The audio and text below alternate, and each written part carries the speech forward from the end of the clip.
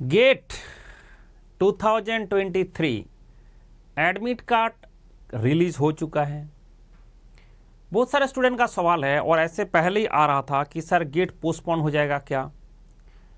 देखो, gate postpone मतलब वो नेचुरल कैलामिटी अगर ना आ जाए, देश का कोई आपदा स्थिति में ना पहुंच जाए तो फिर नहीं होता है।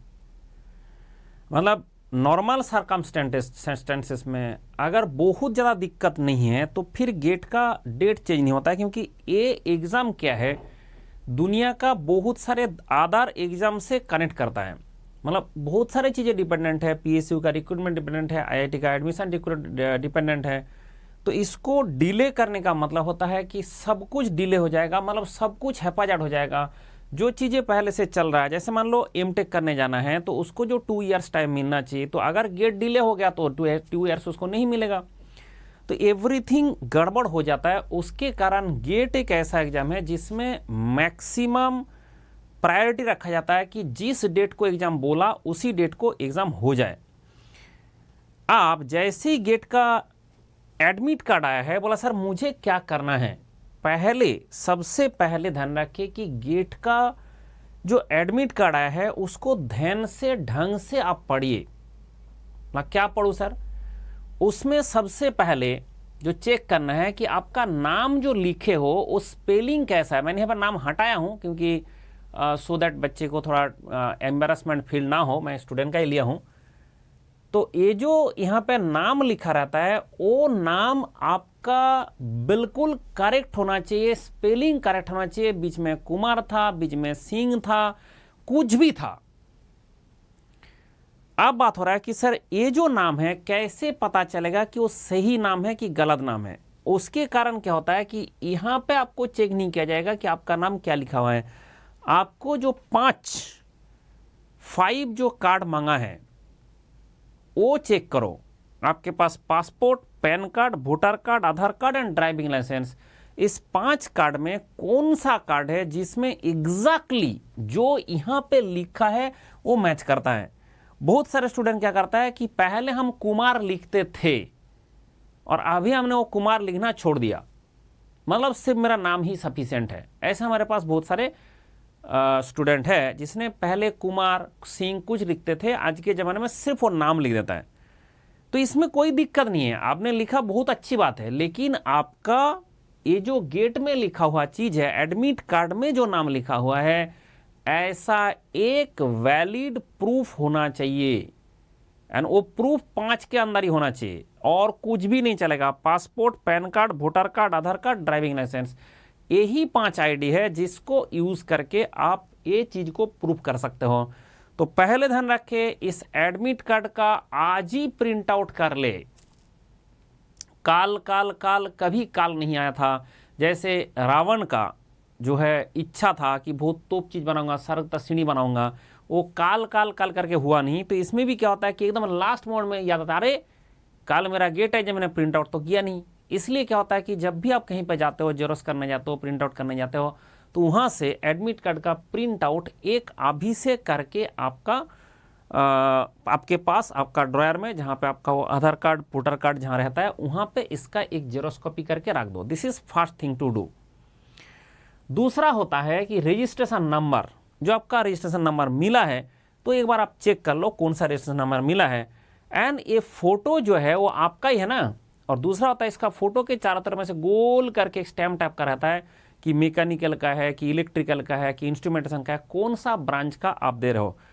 इवन अगर आपने 2 ब्रांच से गेट दे रहे हो, कोई पीआई से दे रहा है, कोई एक्सी, जैसे मैकेनिकल के साथ साथ किसी ने पीआई रखता है, एक्सी रखता है, हर ब्रांच में ऐसे अलाउड ब्रांच अवेलेबल है कि कौन सा ब्रांच से आप, कौन ब्रांच का स्टूडेंट आधार कौन सा एग्जाम दे सकता है, कौन सा कैटेगरी में।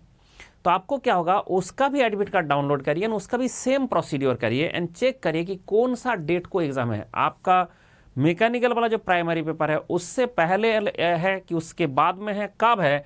जैसे यहाँ पे आपको दिया रहेगा कि डेट क्या का कितना डेट को है, कौन सा डे है। जैसे 4 फरवरी को मैकेनिकल का पेपर है, ये लिखा है मैकेनिकल इंजीनियरिंग मेरा पेपर है, एमी उसका पेपर कोड है, ये आपका पेपर का नेम है, ये आपका टाइम है।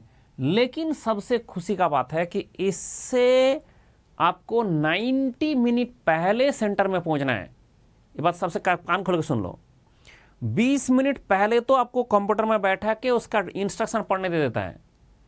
इससे 90 मिनट पहले जो टाइम आपका दिया जा रहा है उसके 1.5 घंटे पहले, अगर आपका 2:30 लिखा है तो आप उससे 90 मिनट पहले सेंटर में पहुंचिए। कान खोल के सुन लो, जो बंदा को पता नहीं कि ऐसा है कि 30 मिनट पहले, क्योंकि आपका आदत क्या होता है, आपका आदत होता है कि जनरली जैसे हमने कॉलेज में एग्जाम देने जाता है कि दौड़ के पहुंच गया बस, ठीक है, ये 2:30 से पहले दौड़ के भी पहुंच गया बस, ऐसा यहां पे नहीं है। आपको 90 मिनट्स पहले सेंटर में पहुंचना है। दैट इज मेन थिंग जो सबको पता होना चाहिए। दूसरा बात आ रहा है, इसके बाद आपको एग्जामिनेशन सेंटर जैसे यहां पे लिखा है कि जो भी यहां पे लिखा हुआ है, तो आपको क्या करना है, गूगल मैप में डाल के एक दिन वहां पे जाके चेक करके आना है कि कहां है। अच्छा, क्यों ना, बहुत सारे केस होता है, ऐसे बहुत सारे केस हुआ है कि संडे है एग्जाम, सैटरडे है एग्जाम, तो उस टाइम में क्या होता है, कहीं रैली चल रहा है, आधा रास्ता बंद कर दिया, कहां से मिनिस्टर जाएगा उसके चक्कर में आधा रास्ता बंद कर दिया, फिर आप क्या करोगे। तो इसके लिए क्या होता है कि हम बताते हैं गूगल से आप चेक करो कि उस जगह में पहुंचने के लिए मेरे पास ऑल्टरनेट रास्ता कौन सा है। तो एक होता है सीधा रास्ते में जाने में कितना टाइम लगेगा, और दूसरा होता है कि ऑल्टरनेट रास्ता रूट होकर उसमें जाने में कितना टाइम लगेगा। बहुत सारे रास्ता ऐसे बंद हो जाता है, इंडिया में तो ऐसी है ना, कभी भी कुछ भी रास्ता बंद हो जाता है, उसके कारण आपको घूम घूम के जाना पड़ता है। अब क्यों बंद हो गया, क्या हो गया, दौड़ के तो आप जा नहीं सकते, तो उसके टाइम में आपको क्या करना पड़ेगा, ऑल्टरनेट रास्ता जो है ध्यान से रखना पड़ेगा। एंड वो अगर अपने पहले से प्री प्लान रहे तो आपको कोई दिक्कत नहीं है, प्लान ए काम कर गया तो बहुत अच्छी बात है, नहीं तो हम आपके पास प्लान बी है, नहीं तो अननेसेसरी टेंशन होता है। इस सेंटर में पहुंचने में जितना आपका फालतू टाइम लगता है उसमें अननेसेसरी टेंशन होता रहता है। इसलिए हम बोलते हैं कि उसका गूगल मैप से ही चेक करके आप कहाँ पे रहोगे, एंड उस दिन अगर आपके आसपास से सेंटर है तो एक बार जाके देख के आइए कि ये मेरा सेंटर है, पक्का यही एड्रेस है, पक्का यही लोकेशन है, वहाँ पे जाके एक बार चेक करके आइए। और अगर वो पॉसिबल नहीं है, जैसे आपका किसी का घर बाहर है, दिल्ली में उसका सेंटर है, तो उसके केस में बोला कि मैं तो उसके एक दिन पहले आऊँगा, तो ठीक है, एक दिन पहले आएंगे। अगर आपके पास समय हो तो एक बार देख के आइए सेंटर कहाँ पे है। मतलब उससे क्या होता है ना, जो लोकेशन में अगर एक बार गए हैं तो उसके बाद आपको दोबारा जाने में उसका टेंशन नहीं होता है। नहीं तो नया लोकेशन में, नया सेंटर में, नया जगह में पहुँचने में थोड़ा सा टेंशन होता रहता है कि हम सही रास्ते में जा रहा है कि नहीं जा रहा है, हम लेट हो रहा है कि नहीं हो रहा है, ये सब सारे मैटर करता है। दूसरा होता है आपका फोटो यहाँ पे जो है प्रॉपर प्रिंटेड होना चाहिए, एकदम पूरा ठीक से देखना चाहिए, आपका फेस देखना चाहिए, यानी यहाँ पे जो आपका सिग्नेचर प्रॉपरली विजिबल होना चाहिए। अगर नहीं हुआ तो मैंने जो बोला उसमें मान लो कोई भी गलती हुआ तो आपको सीधा क्या करना है, किसी से बात ना करके, मेरे से भी बात ना करके, सीधा पहले हेल्पलाइन नंबर में कॉल करे या मेल करे, दोनों करना है। गेट का जो हेल्पलाइन नंबर है उसमें मेल भी करना है और कॉल भी करना है, दोनों करना है। अच्छा, मेल भी करना है और कॉल भी करना है। ऐसे बहुत सारे लोगों के साथ होता है, और कुछ लोगों के साथ अगर आपके पास कुछ भी ऐसे प्रॉब्लम नहीं है तो कुछ मत करो। तो आपका दूसरा पॉइंट, पहला पॉइंट सारा चीज आप चेक करें जो लिखा हुआ है आपका। दूसरा पॉइंट हो गया कि आपने प्रिंट आउट ले, अभी प्रिंट आउट ले। एंड तीसरा पॉइंट है कि आपका जो लोकेशन है उसको चेक करें। एंड फोर्थ पॉइंट जो आ रहा है दैट इज कि आपका जो कार्ड आप लेके जाने हो, पासपोर्ट लेके जाना चाहते हो, आधार, उसमें एकदम पूरा क्लियरली विजिबल होना चाहिए। मतलब आपका नाम, आपका फोटो एकदम क्लियरली विजिबल होना चाहिए, और उसको देख के पता लगना चाहिए आप वही हो। मतलब ऐसे यहाँ पे फोटो दे दिया बहुत ही एकदम अच्छा सा, और वहाँ पे आपका आधार कार्ड में फोटो एकदम बेवड़ा सा दिख ही नहीं रहा है तो पता ही नहीं चलेगा वो आदमी दोनों सेम है क्या। तो इसलिए आपको ध्यान रखना है कि अगर आपके पास दोनों वोटर आईडी, दो टाइप का कार्ड है, आईडी कार्ड, वोटर आईडी नहीं, ID card, passport, pan card, तो मैं सजेस्ट करता हूं कि जिसके पास दो है वो लेके जाए।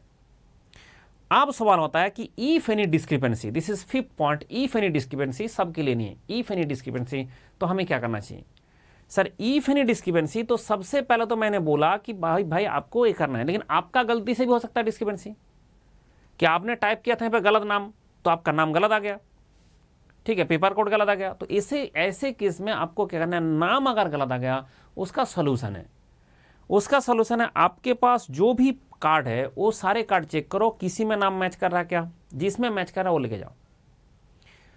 उसके बाद दूसरा होता है कि कब बहुत सारे ऐसे केस होता है जहां पे क्या होता है कि प्रिंटिंग में मिस्टेक रह ही जाता है, कुछ नहीं कर सकते। तो आईआईटी को आप भेजो, लेकिन वो लोग बोलेगा तुम्हें एफिडेविट देना पड़ेगा, ठीक है, एफिडेविट देना पड़ेगा। तो उसके लिए हमें लॉयर से, कोई भी जो लोकल कोर्ट होता है वहाँ से लॉयर से आप एफिडेविट बना के दे सकते हो, ठीक है। और कभी भी नाम रिलेटेड कोई भी दिक्कत होता है उसका एक ही सॉल्यूशन होता है, वो होता है एफिडेविट बनाना है।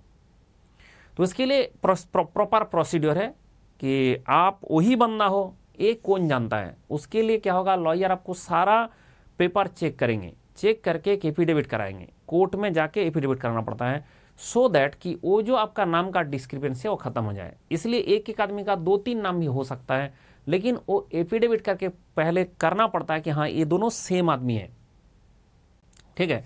मतलब आपका टाइटल भी चेंज हो सकता है, आपका टाइटल चेंज भी पॉसिबल है, उसमें कोई दिक्कत नहीं, नाम में भी चेंज पॉसिबल है, लेकिन उसके लिए आपको एफिडेविट कराना पड़ेगा। और एफिडेविट जो कराना पड़ता है तो वो कोर्ट में ही होता है, लॉयर के थ्रू होता है। तो इसके लिए बहुत ज़्यादा तोप लॉयर का जरूरत नहीं है, कोई भी कोर्ट में जाके ये चीज़ होता है, ठीक है। तो इसलिए आप ध्यान रखें कि जो अगर कोई डिस्क्रिपेंसी है तो ये काम करना पड़ता है, और बाकी इसमें कोई डिस्क्रिपेंसी है तो आपको सीधा गेट का हेल्पलाइन में कॉल कर करके, मेल कर करके, एक दिन में उम्मीद ना करें कि पहला दिन आपने कॉल किया, मेल किया, पहला दिन में ही सॉल्व हो जाएगा। उसके लिए धीरे धीरे उसके पीछे लगे रहना पड़ता है। 2-3 दिन में एक बार करके फॉलोअप ले। अगर आपका मेल से रिप्लाई नहीं आया तो 2-3 दिन बाद एक रिमाइंडर मेल भेजे, अगर उससे भी रिप्लाई नहीं आया फिर रिमाइंडर 2 भेजे। ऐसे कर करके वो आपको पीछे लगे रहना पड़ेगा, तब जाके उसका जो भी आपका प्रॉब्लम है वो सॉल्व हो जाता है बिफोर द गेट एग्जाम। तो गेट एग्जाम हो रहा है, तो सर इसके बाद एडमिट कार्ड मिलने के बाद हमें क्या करना है। देखो इसमें यहाँ पे इंपॉर्टेंट इंस्ट्रक्शन लिखा हुआ है। एक तो पूरा ढंग से एक एक लाइन आप पढ़ लेना, एक एक पॉइंट ठीक से पढ़ के जाना। मुझे पता नहीं, ये कभी भी कंट्री का रूल में लिखा नहीं है कि आपको पता है कि आपको नहीं पता है, उससे किसी का कोई फर्क नहीं पड़ता है। इसलिए अगर आपको पता नहीं तो उसके लिए कोई किसी को फर्क नहीं पड़ता है, इसलिए आपको पहले पता होना चाहिए। एंड मेरे हिसाब से मैंने जब पढ़ा था, अभी मैं पढ़ रहा था, पूरा के पूरा चीज जो होता है एवरीथिंग इसमें रिटर्न है, और जो यहाँ पर रिटर्न है वही होने वाला है। इसलिए ये जो इंस्ट्रक्शन है, एक एक वर्ड, एक एक मतलब आप पढ़ के आप समझ लो, एंड उसके बाद उसके हिसाब से आप गेट के लिए तैयारी करो। एंड अभी हम क्लास करेंगे, गेट का भी क्लास चलेगा, तो उसमें आ जाओ, फिर हम पढ़ाते हैं एंड पढ़ा के कैसे उसका क्वेश्चन सॉल्व करना है वो सिखाता है। ये तो हो गया हमारा टेक्निकल बात। एंड दिस 5 पॉइंट्स आपको हमेशा याद रखना चाहिए, सो दैट आपको कभी भी इस रिलेटेड दिक्कत ना पैदा हो, ठीक है। चलो फिर शुरू करते हैं हमारा अभी दूसरा क्लास। यूट्यूब में आ जाओ।